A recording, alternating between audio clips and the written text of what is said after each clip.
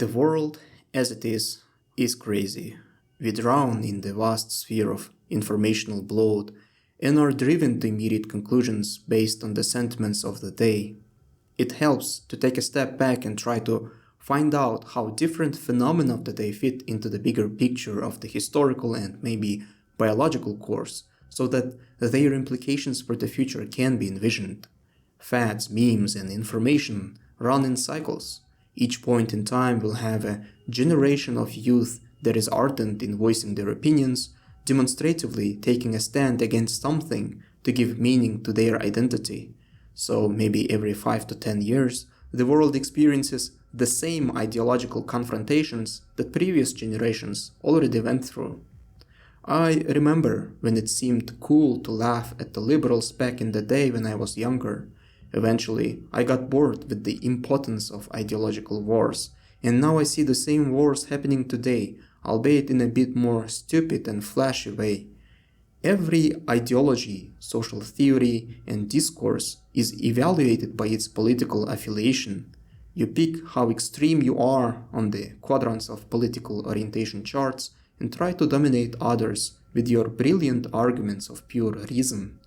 Complexity perplexes us, and the easiest way to delineate the world into black and white is to find a political or social enemy and dispute their arguments, meanwhile shaping your own identity purely in opposition to theirs. And for the so-called red-pilled movement, of course, the lowest hanging fruit of an enemy was feminism. Sure, feminism doesn't make anyone happy. It is a dead-end theory, but that doesn't necessarily make it very different from any other theory. Social theories are all dead ends anyway, because all of them exist on the plane of abstract rationalizations, not in practical reality. But feminism was peculiar in its hysteria. It went to great lengths to justify itself and proposed the most absurd arguments. Feminists were deaf to any rational reasoning and, well, were purely emotional. But precisely that emotionality of feminism made me think that it is the most grounded in reality. When there is hysteria, it should mean that there is clearly some very real pain and emotion behind it. Hysteria is the most natural response, so it makes feminism the most instinctive of all social theories. The argumentative part of feminism was basically, we want to break free from the oppressive patriarchy. After we conquered elements of nature, set up industrial farming, built cities, and made sanitary breakthroughs, the patriarchy was kind of the last obstacle toward achieving a society of equally distributed happiness. Now it is the ripe time to thwart the last bonds of primitive nature over us by socially engineering our way into an egalitarian future through feminism. But then I can't get the depiction of ancient gods out of my head. Something is very spectacular about them. Those gods of the ancients are cruel, feral, and constantly toying with the lives of mortals, while sadistically giggling over any attempt by mortals to be closer to gods. Those gods are not like the gods of now. They are amoral and disloyal to humans. The academics say those gods were metaphors for nature itself. The ancients perceived the gods to be always ahead of humans, and every attempt to defy them ends in misery for the mortals. Try to fly closer to them, and you burn. So gods, or nature, always had the last laugh. So it made me think, what is the plan of nature with feminism? Right now, there is a great talk about how our industrial advancements are thwarting all eugenic processes of nature over us. We are close to 8 billion people on Earth. Diseases, elements, cold, hunger, and deadly bacteria are all overcome. The age of nature is over. The time of the he, she, they has come. But just like the eternally mischievous Indian gods, maybe nature is still joyfully laughing at us as we are on the way to its next inescapable trap. On the surface, eugenics seems to be some outside filtering process, but we tend to forget that the natural selection mechanisms are also implanted in humans themselves.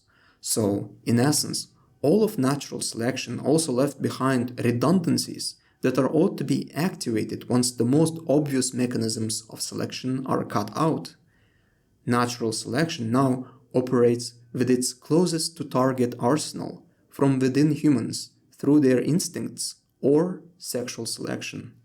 So, feminism is not to be understood theoretically or ideologically because it is about emotion and instincts. It is the eugenic response to economic abundance and social security.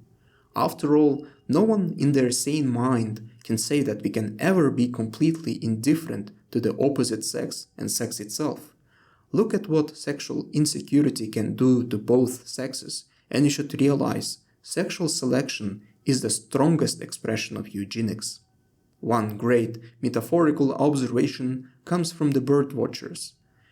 When a female bird feels somehow deprived of its health, it agreeably partners with weaker and genetically unfortunate male birds. When a female bird is bursting with health and resourcefulness, it outright rejects the beta male birds and only accepts the courtship of pompous, big-chested and brightly colored alpha males. The logic is simple. The alpha males are high reward and high risk opportunities, and the converse is true for the beta males.